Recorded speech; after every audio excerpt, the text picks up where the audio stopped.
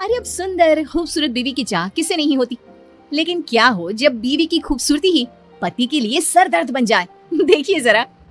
चलो ना कहीं घूमने चलते हैं। हमारी शादी को इतने महीने हो गए हैं और हम दोनों कहीं घूमने नहीं गए, बाहर तक नहीं निकलने देते हो। चलो ना। अब आज नहीं, फिर कभी चलते हैं। आज ना मुझे बहुत काम है। वैसे तुम्हें कितनी बार बोला है घर से बाहर जाने का ना सोचा करो, तुम नहीं जानती दुनिया कैसी है। तुमसे जब भी कहीं घूमने जाने के लिए बोलती हूँ तुम यही बोलती हो। अरे तो फिर कब चलेंगे और कैसी है दुनिया ये देखूंगी नहीं तो पता कैसे चलेगा। स्कूल से निकली ही थी कि पापा ने बालिग होते हुए भी शादी करवा दी। कहीं जाने को कहो तो कहती थी दूल्हे के साथ जाना, और अब दूल्हा भी ऐसा ही मिला है। पत्नी को रोता देख पति को दया आ जाती है। सच में आज बहुत थक गया हूँ। ऐसा करता है कल चले। ठीक है, लेकिन कल के बाद कोई बहाना नहीं, समझे ना।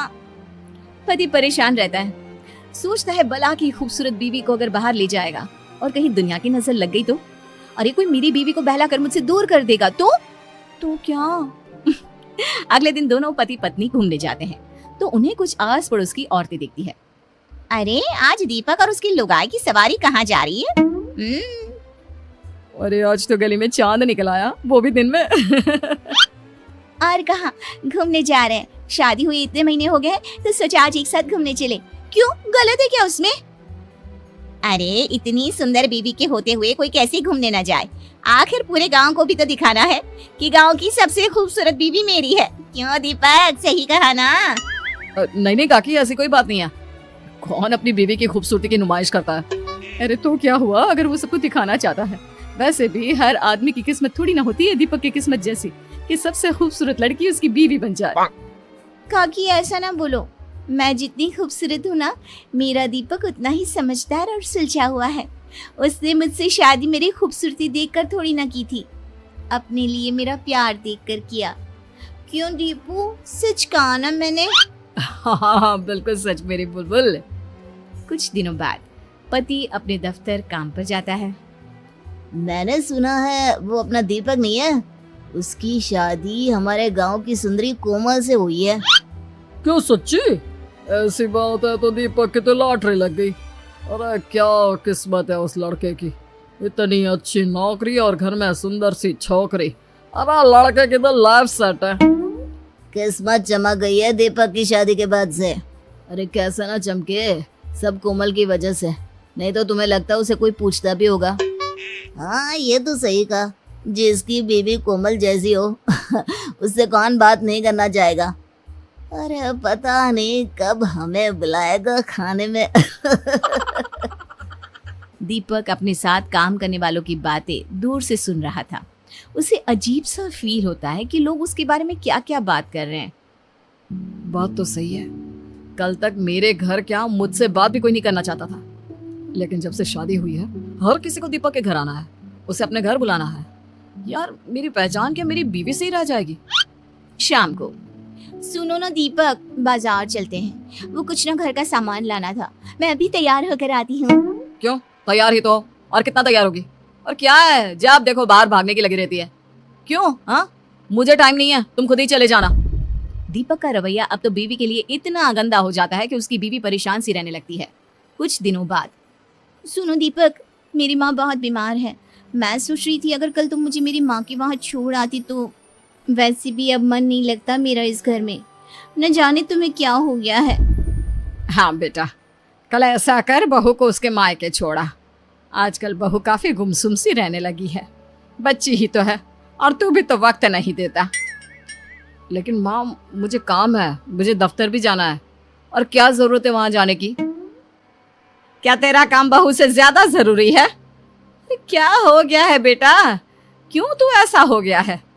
तू तो ऐसा नहीं था, कितना खुश था बहू से शादी करने के लिए, अब क्या हो गया? हाँ दीपक, मैं कुछ दिनों से देख रही हूँ तुम कुछ अजीब सा बर्ताव कर रहे हो। क्या हुआ? मुझसे कोई गलती हुई है जिसका तुम्हें बुरा लगा है? अरे मुझे क्या हो गया, और मैं कौन सा जरूरी हूँ कि मुझे कुछ हो और उसका किसी पर असर पड़े? कोई बात नहीं है, मुझे बस टाइम नहीं है, तुम खुद ही अपने मायके चली जाओ। और अब मैं इस बारे में किसी से बात नहीं करना चाहता। पता नहीं क्या हो गया है इस लड़के को, पहले तो ये ऐसा नहीं करता था। वही तो माँ जी, मुझे भी समझ में नहीं आ रहा कि ये ऐसे क्यों बात कर रहे हैं। पहले तो कभी ये इतनी छोटी छोटी बातों पर गुस्सा नहीं करते थे। अगले दिन बीवी अपने मायके के लिए निकल रही होती है कि वो पति से मिलने उसके दफ्तर जाती है। पता नहीं, शायद ऑफिस में कोई प्रॉब्लम हो। माँ से मिलने तो जा रही हूँ, लेकिन एक बार इन्हें बता देती हूँ। कल से तो बात भी नहीं की है इन्होंने। बीवी जैसे ही ऑफिस में जाती है सभी उसे देखने लगते हैं। तभी वो पति की कैबिन में जाती है, जहाँ अब तुझे क्या हो गया? तू अपनी बीवी से बात क्यों नहीं कर रहा? भला कोई अपनी इतनी सुंदर बीवी से नाराज रह सकता है क्या? वही तो, तू हमें बता जो भी बात है, हम तेरी मदद करेंगे। अरे क्या मदद करोगे जब परेशानी की जड़ ही मेरी बीवी है। ये सुनकर बीवी के पैर के नीचे से जमीन खिसक जाती है। लेकिन वो कैसे? तेरी बीवी तो सुंदर है और तुझसे बहुत प्यार भी करती है, तो परेशानी कैसी? उसकी खूबसूरती ही तो परेशानी है। मैं जब भी उसके साथ कहीं जाता हूँ ना, तो लोग मुझे ऐसे देखते हैं जैसे पता नहीं क्या देख लिया हो। शुरू शुरू में तो मुझे अच्छा लगता था, लेकिन जब लोगों के मन की बात जानी ना कि असली बात क्या है, तब मुझे बहुत बुरा लगा। लोग मेरे बारे में एक ही चीज सोचते हैं कि मेरी कितनी अच्छी किस्मत है, मुझे कोमल जैसी खूबसूरत बीवी मिली। लोगों को यकीन नहीं होता कि मेरे जैसे को कोमल जैसी बीवी मिल सकती है। लोगों को ऐसा लगता है कि मैं कोमल के लायक नहीं, मैंने कोमल को फंसाया है। सब जगह बस कोमल कोमल कोमल। कोमल के आगे तो मेरा कोई वजूद, कोई पहचान ही नहीं है। अगर कोमल मेरी बीवी नहीं होती ना, तो आज मेरी जिंदगी ऐसी नहीं होती। मुझे कभी कभार ऐसा लगता है जैसे मैंने अपनी जिंदगी में कभी मेहनत ही नहीं करी। सब काम कोमल की खूबसूरती ने करा है। मेरी मेहनत की तो कहीं बात ही नहीं आती।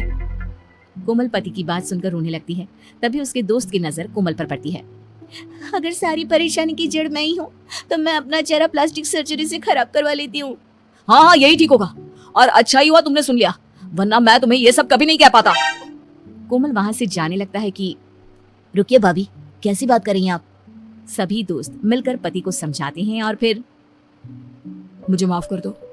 पति के लिए पत्नी की तारीफ और पत्नी के लिए पति की तारीफ ही असली सफलता है। मुझे माफ कर दो।